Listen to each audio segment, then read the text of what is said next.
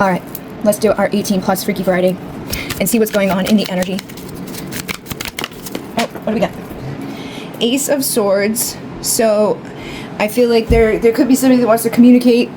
We got the Two of Cups here too. It could be somebody that's like got a soul connection. I'm noticing, I've never even noticed that before. The knife here has like two people holding on to each other. So it's kind of like Two of Cups energy anyways. But I feel like with the Ace of Swords, there may be a soulmate, a twin flame, a divine counterpart, somebody that might want to open up communication with you. I just noticed something has flipped in this deck as well.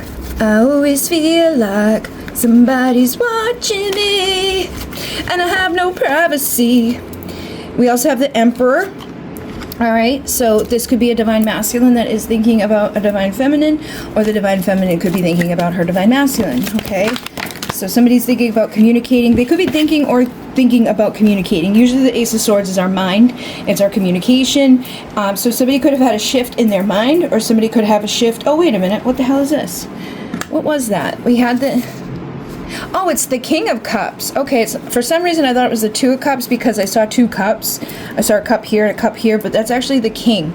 All right, so, but there is also the Two of Cups here. So it still stands as like somebody that you're having a divine connection with, somebody that's very passionately drawn to you, may want to open up communication with you, or is thinking about you in a way that they may not have been thinking about you before. They could have had some sort of shift within their mind. We also have the Eight of Wands, which still again tells you that this person wants to communicate with you. This person wants to take action towards you. So regardless of what card came out, it's basically the same thing. The soulmate twin flame energies here, the Two of Cups energies here. The King of Wands is the one that I read as the Two of Cups, which is still here. But with the Eight of Wands, that's like, I want to take action, I want to communicate, I want to travel the distance towards somebody that I have this soul connection with, somebody that I think of as either being my Empress or my Emperor, and I may have had a mindset shift, or I may have had something happen in my mind that I want to communicate, that I want to tell to you. I also feel like this person could definitely, like this was coming through the other day, heavily desires you, may want to pleasure you, may want to go downtown to do some stuff. And then I'm seeing the Fool on the bottom of the deck. I feel like somebody wants to take a leap of faith in a direction that they may not have before. What the hell is going on? Now I have the Two of Cups here. The Ace of Cups. Oh my goodness. Okay, so I think that my psychic ability is weird at this moment because I've seen the Two of Cups here, and neither one of those were the Two of Cups. This is the Two of Cups. This is the King of Cups, and I was trying to say he was the King of Wands. Oh my goodness. All right. Well, either way, the message still stands as what we've got. Your soulmate, your twin flame, your divine counterpart wants a new beginning with you. They are thinking heavily of you. They have emotional connection towards you, but something in their mind. And again, I feel like this is also indicating Two of Cups energy, that the swords here, which I've never noticed until today, that the swords are like that. That is like Two of Cups energy. So finally the Two of Cups has come through, but your Two of Cup person, your person that you have a soul connection with, the person that desires you heavily, may have had a mindset shift. But I'm also getting that there may be confusion. Like, people may be seeing things that aren't there, or people may be worried about stuff that's not manifested. And we also have the Six of Cups here too. So reconciliation, nostalgic. They could be thinking about the times that you were together, or the connection that you've shared with each other, and remembering things, or realizing things that they did not realize in the past.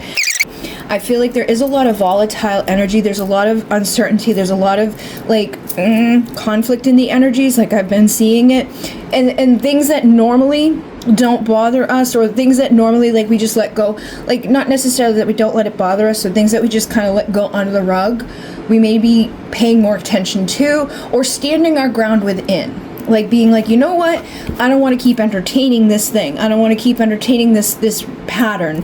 Like, I'm not going to keep doing this thing over and over. Like, my dad came home today from work and he was all upset about something. But like, it's a pattern for him because I've told him several thousand times not to deal with the person that he had this outcome with. But just like, he goes back and he deals with that because enough time goes by where it's like, haven't seen that guy in a while, so you know, you forget about the way that they are, you forget about the way that they behave, you forget about the bullshit that they cause.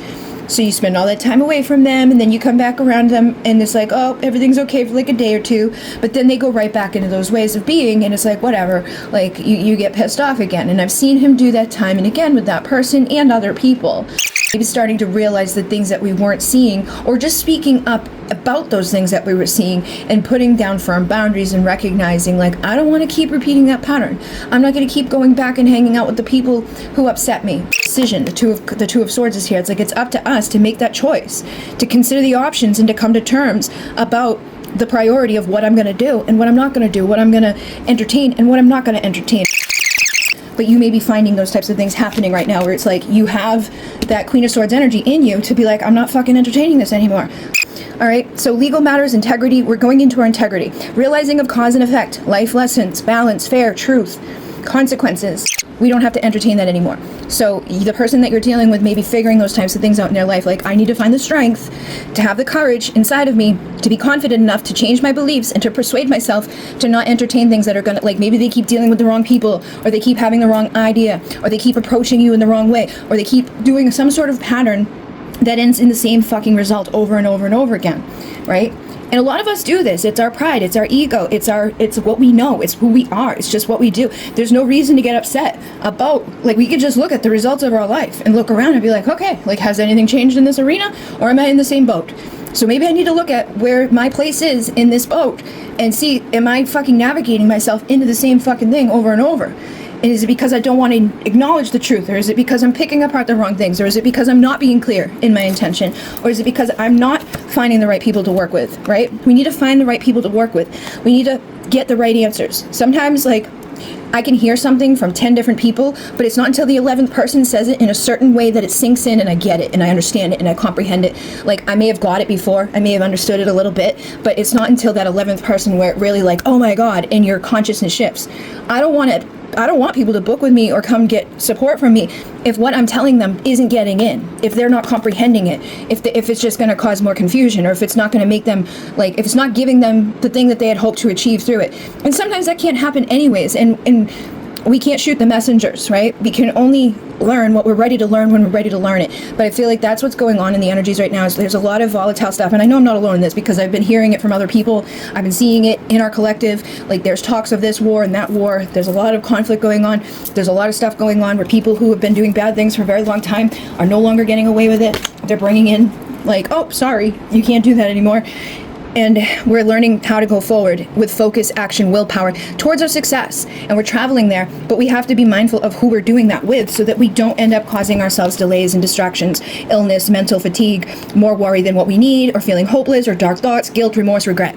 So we're releasing what doesn't serve us. Emotionally unfulfilled stuff we're ready to walk away from and letting go of, and just letting it go. It doesn't have, like, in just letting it go. It doesn't have to be the end of the world. It doesn't have to mean there's something wrong with you or other people, or that, like, somebody's so horrible or whatever. It's just acknowledging what doesn't work and being like, okay, because that's how we become a fucking power couple. If we're dealing with people that there's conflict, or we're dealing with people where there's, like, issues, or we're dealing with things in our life that just feel like icky, we can't feel like we're in our power. So I feel like whoever you're connecting with may be realizing that you are the power.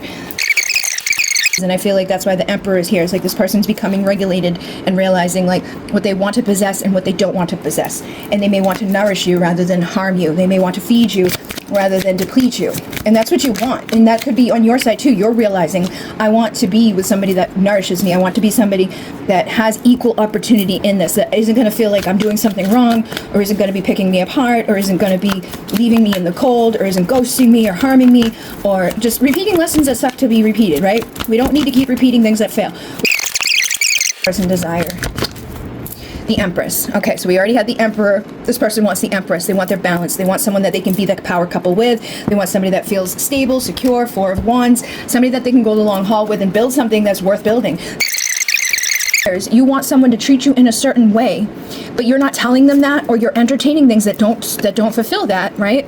Like, if we keep doing the things that we know aren't going to get us there, or we keep entertaining the people that we know really aren't a good match for us, or that there's just going to be conflict there, then we can't be nourished. We can't find the good things, and we lose our opportunities in the moment. So we need to speak up. So if this person's ready to hear what somebody else wants, and to not hold back, and to not be afraid, because if they do, then you lose that opportunity. You lose that person.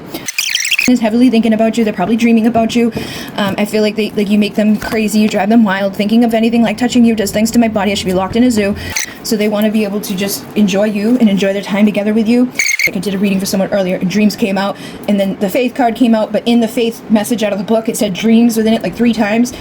And then when I did a different deck, the dreams came through there for like the soul mission and purpose, like recognizing like the dreams that we can have or can be about our past and our future. Like we may have like like I'm seeing something from my past, or I'm getting indications of what could happen in the future. So pay attention to your dreams, but this person may be also heavily dreaming about you.